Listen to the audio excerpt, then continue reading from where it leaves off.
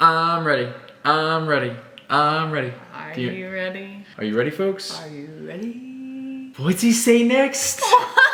Well, isn't it that? SpongeBob? Oh, who lives in a pineapple under the sea. Okay. All right. Tell the people hello. All right, you guys. Well, hello. Welcome back to our channel. Welcome back to the channel, everyone. We're posting on a Saturday. I don't know when you're watching this, but new day. We got so many good questions from that Thursday random Q&A video that we couldn't just leave it at part one.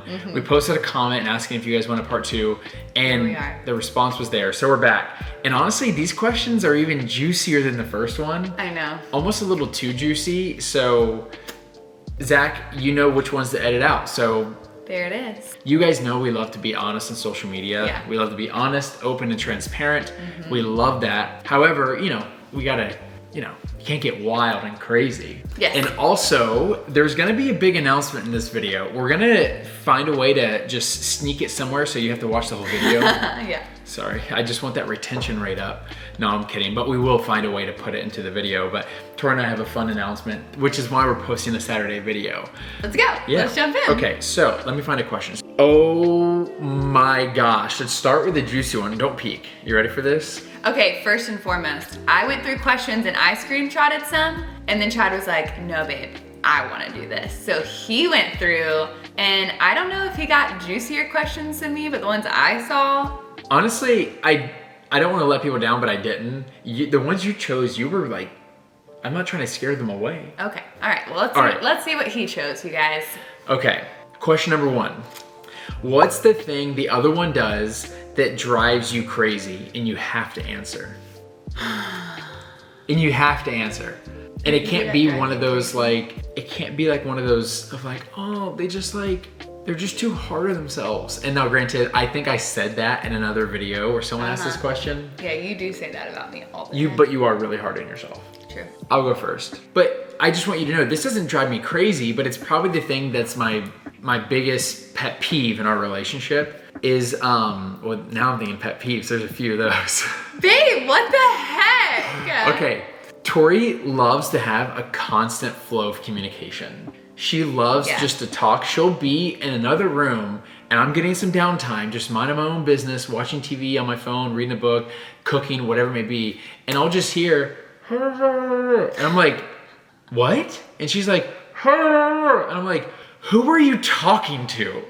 We're in separate sides of the house. I'm minding my own business. And so that's one thing that for me is, I'm an external processor. That's why I love girl time, is because most girls are external processors. Yeah. We can just chat all day long. yes, you can. But you're around me all day, so I just want to chat with you all day. And I don't really talk that much. So, I mean, I know. Okay, chatty Chad. On the video. Okay. Whenever I'm home, how much do I actually talk? Baby, you talk.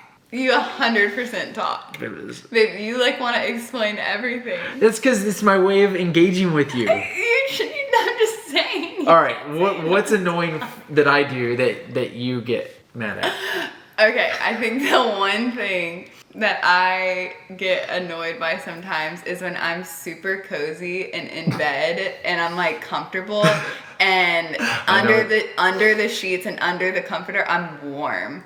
And it's set to a low degree in our house, and you want me to get out of the bed to go get you something. Love. And it's so cold, and I'm so cozy, and I'm like, this is what sacrifice looks like. Yeah, I do ask that a lot. You do. I apologize for that one. I'm like, I could have got it before I got in bed. I'm sorry, Bibis. It's okay, Bibis. Okay, next. All right. Next question. How to end a situationship, I'm not sure what that is. I do. That may turn into a very ungodly relationship. I'm feeling so attached lately. Everybody, do y'all know what a situationship is? No. It's like a flirty friendship, and you're starting to catch the feels, and you're like, we're not together, but it's kind of a situation, but you feel attached, even though there's actually no attachment because you're not together. This is like soul tie type stuff. So it's it's a situationship. It's not a relationship because you ain't in a relationship with that person, but somehow you are now attached to that person. So how do you end it? Prayer. I mean, honestly, y'all, I feel like I've maybe in the past been in a situationship. I actually kind of feel like I was in a situationship for like 4 years. Oh gosh. Okay. How do you end a situationship? First and foremost, I think you have to be very honest with yourself about what it is and make sure that you know that you're worthy of a healthy relationship, a God-honoring relationship. And I think it really comes down to like your self-worth and remembering what God is calling you into in terms of relationships, because if you're stuck in something that is unhealthy, and we have plenty of videos on like red flags and what to look out for and healthy dating boundaries, etc. And so if you haven't already watched those, I really recommend you go watch those, because being inside of healthy relationships is something Chad and I are so passionate about. Yeah. And so if you find yourself in a toxic situationship, I think a hard conversation is in your future. Yeah. And I mean, sometimes you got to rip the Band-Aid off. You just got to confront whatever you're struggling with. And I mean, and honestly, if you're not willing to do that, then you're hurting that person's chances of finding someone else and hurting your chances too. Yeah. And so do both of yourselves a favor. Totally. But that one kind of leads into the next question. Okay. Do you ever get jealous of each other's past lovers? And first off, lover sounds weird. It's like the 80s. I hate that term. It's one of my lovers. You know, like it's just the lovers. You're my lover, baby. Lover boy. Hi, cutie lover boy. Okay, answer. No. No. Yes. That's a no for me. That's a yes for me. I don't know if girls have a different relationship with it than guys do. Yeah. I don't know. I wish it was something I never struggled with before, but I feel like I just, like, Chad will do this thing where he'll randomly say, like, he went somewhere, and then I'm like, yeah, you went there with your ex, and I'm like, cool. But I mean, it's fine. Like, we knew that all of those things go into the relationship, but sometimes it's hard to be like, I wish you had created that memory with me. You know? I get that. Yeah, but when it comes to like actually hopefully encouraging you with that question is that everybody's got a past, and Tori says this quote all the time. I'm going to butcher it, so she'll come in and help me. But using my past against me is like robbing a home I no longer live in. My stuff ain't there. My stuff ain't there. So I have a past, she has a past, you have a past, they have a past. Let's move past it, you know? Oh, so there it is. 2 quick notes before we move on. Number 1, you guys submitted incredible questions, and I want you to know that we actually have answered a lot of your questions on our other YouTube videos. Yeah. And so I hate to plug our own channel right now, but if we don't answer your question, consider scrolling through all of our posts. Like go to our channel, whatever, because there was a lot of them. I'm like, oh, I wonder if they're newer here, because we did a whole video on that topic, like long distance relationships, how to handle conflict. Yeah. You know, like there's boundaries when dating. Yeah, there's so many of those videos. And the second thing, I had a second thing. What was it? What was it?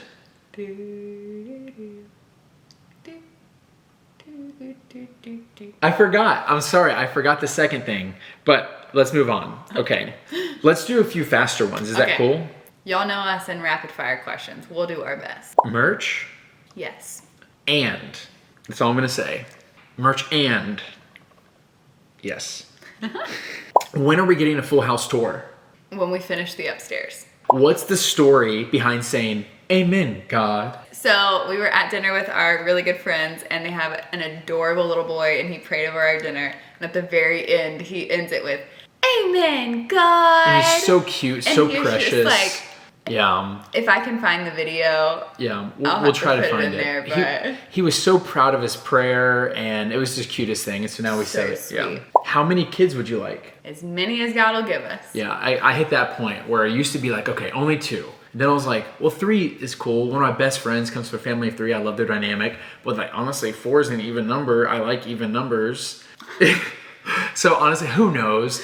Yeah. You know, we obviously would want to start having children first, and then we can reevaluate. But I don't want to put a limit on our own abilities in terms of having children, in terms of what we could handle, because I know God can move inside of that. So, how do you invest your money? That's a you question. In a lot of stuff. But let me just say this. Let me encourage the people in the back of the classroom. The best investment you can make is an investment in yourself. I would say that we take a large portion of our income. So if this is our income and like this is what we use on bills, you know, like this is what we save, this is what we invest a large portion of that investment in our company, in what we're doing with you all. Like, so don't be afraid to invest in yourself, whether it's further education or things that are going to help you become the best version of you. So love it. And also a lot of you in there, I don't know if you saw, but you were asking if we are going to continue the finance series, and y'all are really sweet, but we do want to talk about like more finances and home ownership and everything like that. So if that's something y'all really want, then we'll make a video on that soon. Absolutely. When did y'all's relationship with Jesus really take off? My last year in college. My last year in college. Shout out. Hey, babies. Want a kiss? What? I remember the date. January 11th of 2013. This is the day I was saved. So it took off from there versus what it was versus what it became and where it is now. A lot changed. I was a junior in college. Y'all kind of know the story, but I met my mentor and she really invested in me. And then I had a whole year of Miss Florida where I feel like my relationship with the Lord was developing. But then I feel like my last year, my senior year of college, I lived alone. All my friends had graduated. And it was the year I watched The War Room, and I like set up the War Room in my little apartment, and I felt like my relationship with the Lord went to the next level that year. Yeah. Next question. How do you spark a conversation about Jesus with an unbeliever? Can I just answer this real quick? Yeah. Oh, better from you, yeah. I mean, not better for me. I'm very passionate about this. I just want to encourage you. Just ask them questions. Ask questions about themselves. Ask questions about what they believe, and don't like have a scripted thing ready to throw back in their face. Like seriously think about their heart and think about how you would feel in that situation, and just like make an investment in their life first. I'm a big believer in that quote that's super cliche. That's people don't care how much you know until they know how much you care. So start with caring about that person extremely, and then there will be opportunities will just pop up. Yeah. So. And I really like to say your life should be a walking gospel, because your actions should make an unbeliever wonder why you can walk through hardship and still have hope and still have joy. Like when the fruits of the Spirit are active and blossoming in your life, like a non-believer is going to be like, what's different about this person? And if you're loving on them and encouraging them and being there for them, those opportunities that Chad just mentioned, they're going to come up. God will open those doors. Absolutely. Switching lanes and getting to one of the juicy ones that I've probably been avoiding, but I think it's important because this was asked probably 50 times, maybe even more, to be honest with you. What's the scariest part of sex the night of the wedding? Oh yeah, that was asked a lot. Yeah, that was asked a lot. You may go first? Yeah.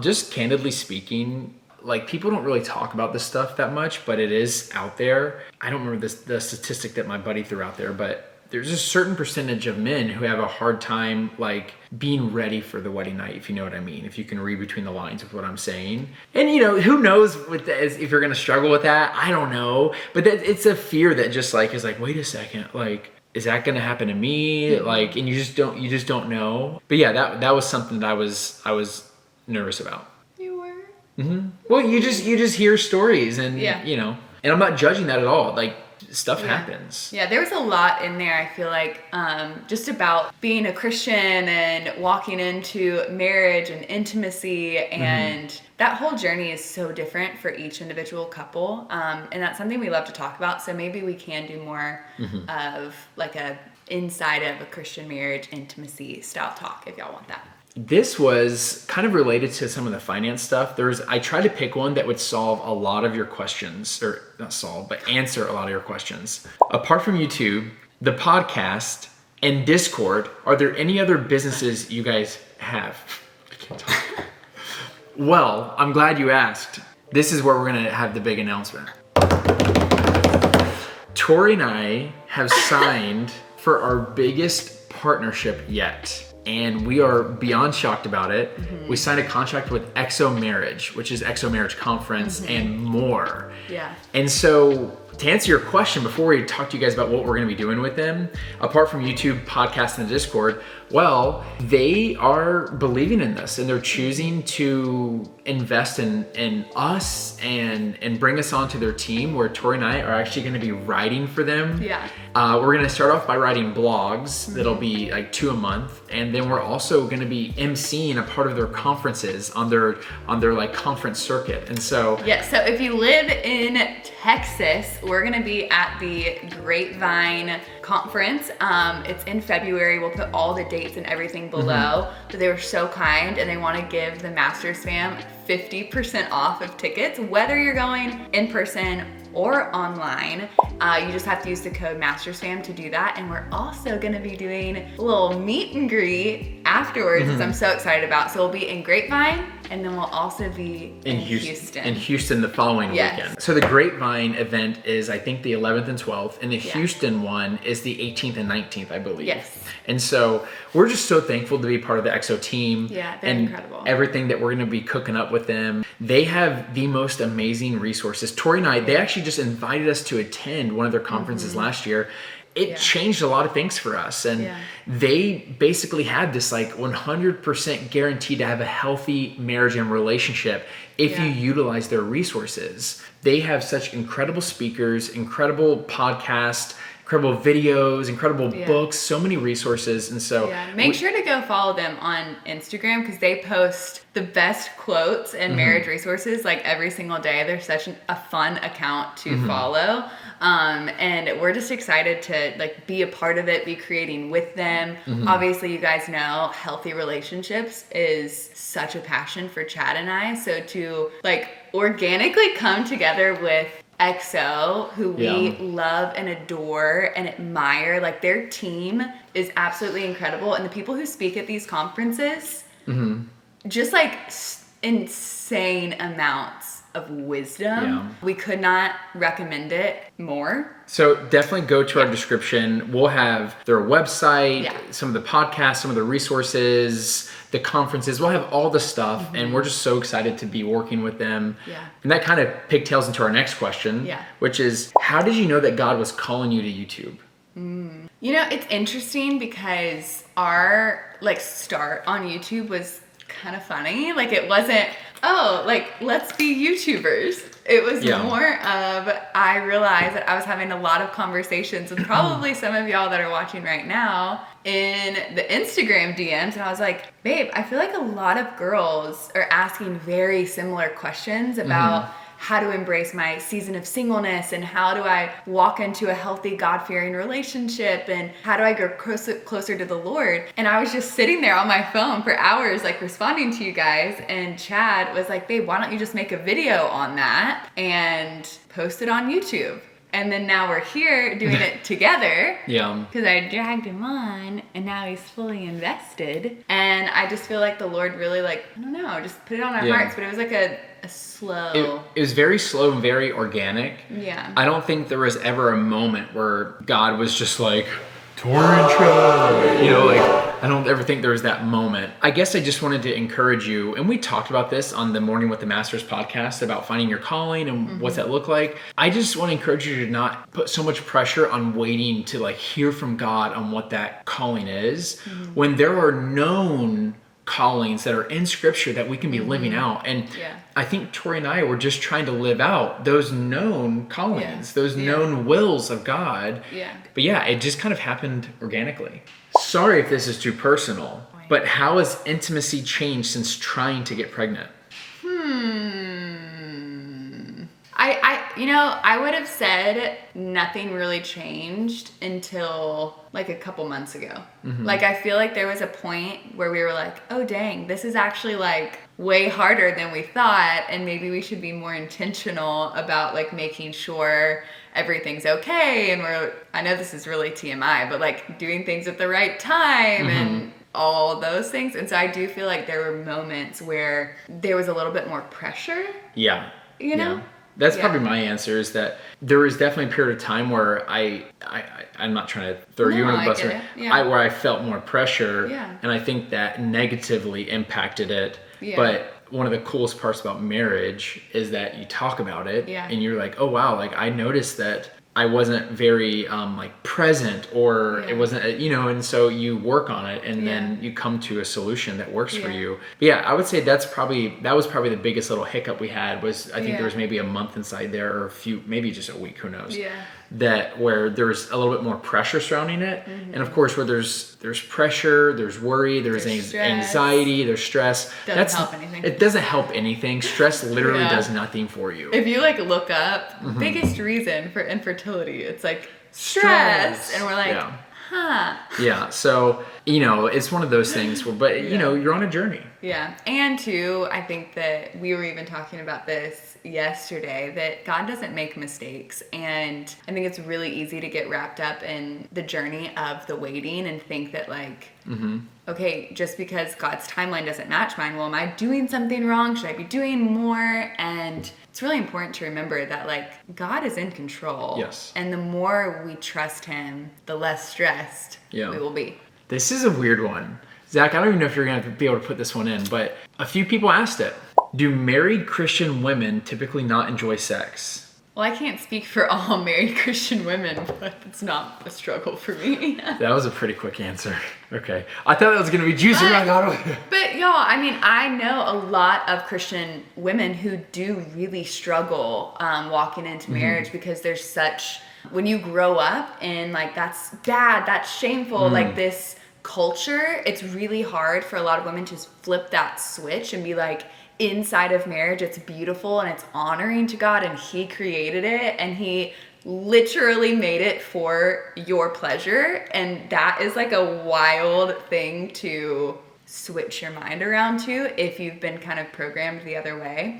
But I do think it's also hard for a lot of Christian women who deal with like shame inside of sex, inside of their marriage. And let me just tell you that that is an attack from the enemy, and you can find freedom in that. And I really highly encourage you to reach out to a mentor or a Christian counselor, talk to someone about that, because it really is such a beautiful thing inside of marriage, and I really believe that God can redeem that if that's something that you're struggling with. And so, as always, we'll also link BetterHelp. We have an ongoing partnership with them. If you want to talk to someone, you get like 10% off your first month, and we really recommend it. So that's my answer. That question is so popular that it was asked 15 different times. It was in different ways. Like, for example, do y'all struggle with any shame with sex after getting married? I mean, like, this is the reason why we're answering some of these questions, y'all, is because there's so many of them. Yeah. And it's not to be controversial or like taboo or anything, but it's like, honestly, these are some of the questions you guys are asking. Yeah, and y'all, this is another reason why we love Exo Marriage, because they talk about this stuff so openly, and they're a resource even for Chad and I to like look into. Like, they partner with Dave and Ashley Willis, and they actually have a podcast called the Naked Marriage Podcast. Yeah. We're so excited to actually get to hang out with them while we're in Grapevine. But they talk about this stuff like nobody's business. And so if you're married and you're kind of working through a lot of that, also recommend their podcast. It's Absolutely. Really good. Yeah.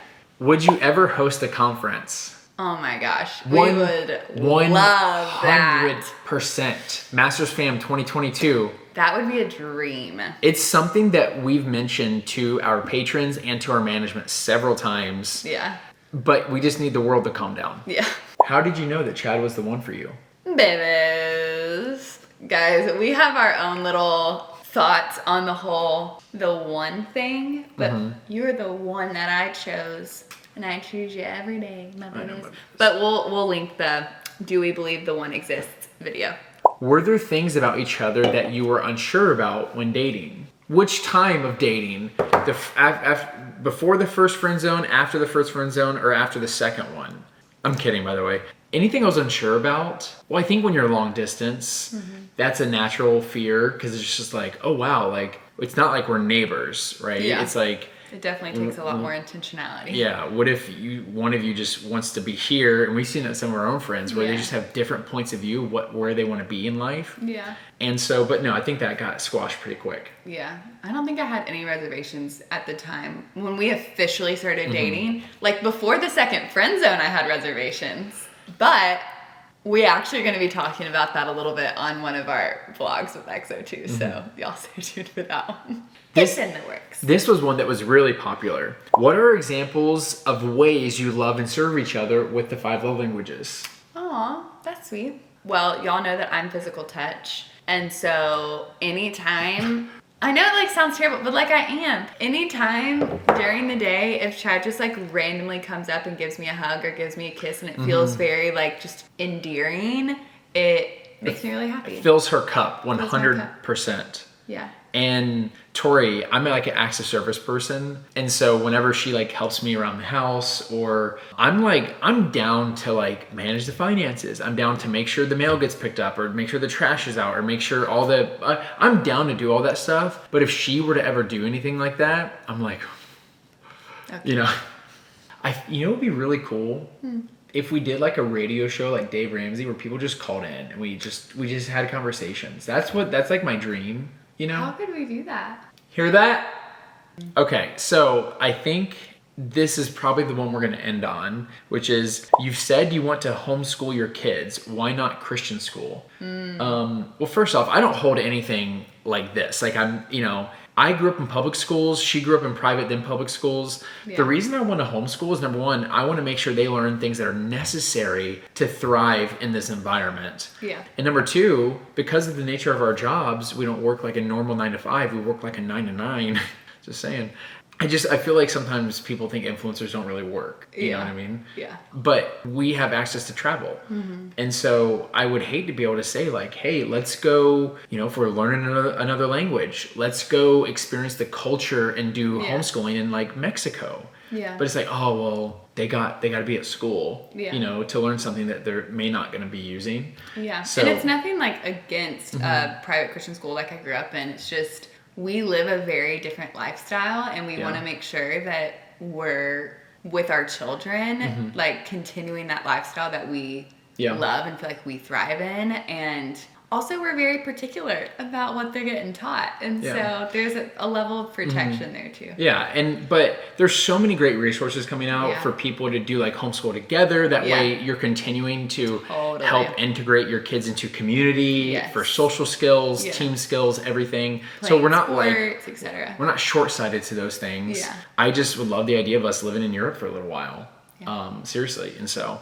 Okay, I think that's all the time we have for this one. Yeah. But honestly, these are so much fun. I really hope we could do like the radio idea, or if you guys request like more random Q&As. Yeah, we love answering your questions. Probably our favorite style of video. We know that y'all love vlogs and different things like that too, but answering your questions is, I feel like, my favorite form of content that we do. I think it's my favorite too, because I love taking what seemingly looks like just an ordinary, maybe like intimate question, and like making sure that there's like sound reasoning behind it and it's encouraging for someone, because people are asking good questions, but sometimes the answers that they have access to are not the best. And so we want to make sure that we're equipping ourselves to respond to you. Yeah. But I don't know, I just really enjoy it. Yeah, and always, always, always, if we're giving you any advice, check it.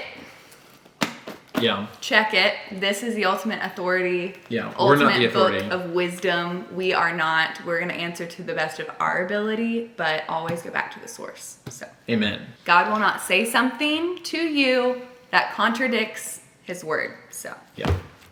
Love y'all. We love you guys. We'll be talking to you in the next one. Bye-bye. I don't know how to say bye anymore. Do. Do.